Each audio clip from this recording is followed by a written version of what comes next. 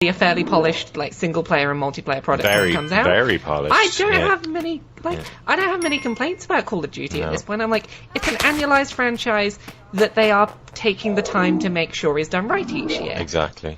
Whereas Ubisoft are just, well, as long as we put the name on the shelf, we will make enough money to keep putting the name on the shelf. Yeah. I mean, Ubisoft in particular, because not only do they not rotate teams like Activision does with Call of Duty, they've got, I think Ubisoft Montpellier, like, doing everything.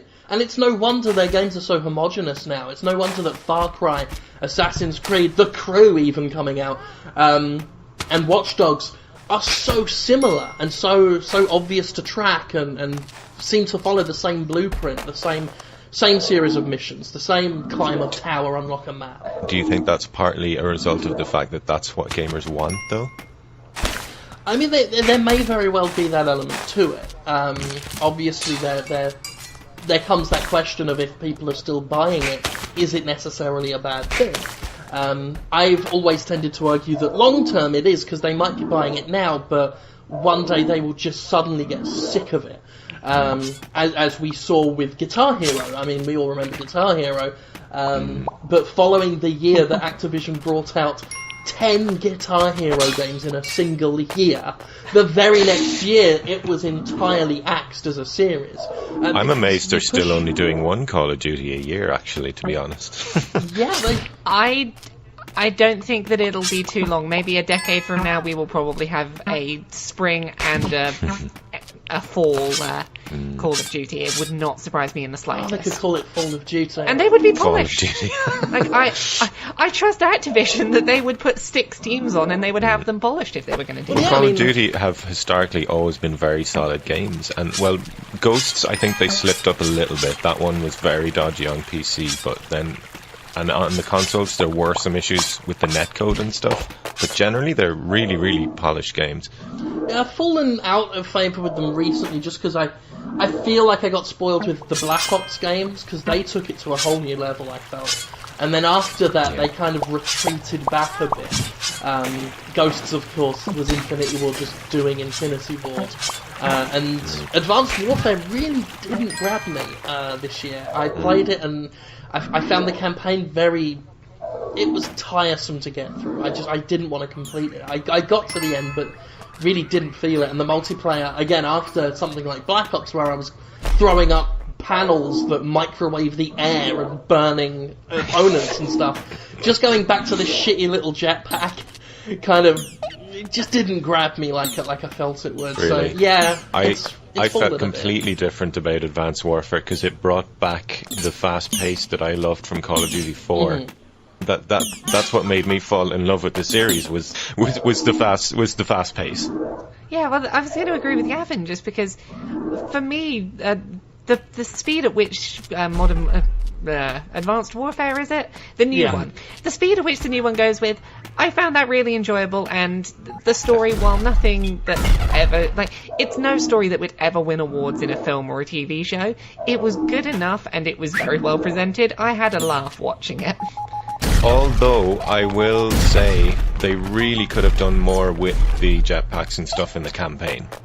I mean, there were only certain levels you got to use it, which was like, what? Yeah. It felt like they were too scared to deviate from the Call of Duty formula to really give you a bit of freedom with that stuff. Well, the problem with a lot of these military shooters, and a lot of other, quote-unquote AAA games, is, they don't give you freedom. We have open world games, sure. But, I mean, even they have become, again, going back to the Ubisoft thing, they've become very restricted in scope and formulaic. It's like they know what to do now and don't ever try anything else. And they do that to the player. A couple of times, twice actually, during the campaign of Advanced Warfare, I failed the mission because I walked too far away from the soldier that was apparently the guy who was really playing the game. Like, I was there as his cameraman. That was annoying. Yeah. It's like, if you're going to hide intel around the levels, don't fucking penalise me for searching Yeah, them. it's a game that, and I've seen this with Homefront, Medal of Honor, and a whole bunch of others, you get punished for exploring, for trying to interact. Yeah, I mean, that's one of the worst offenders. You walk 2 feet off to the side of the map and you drop dead.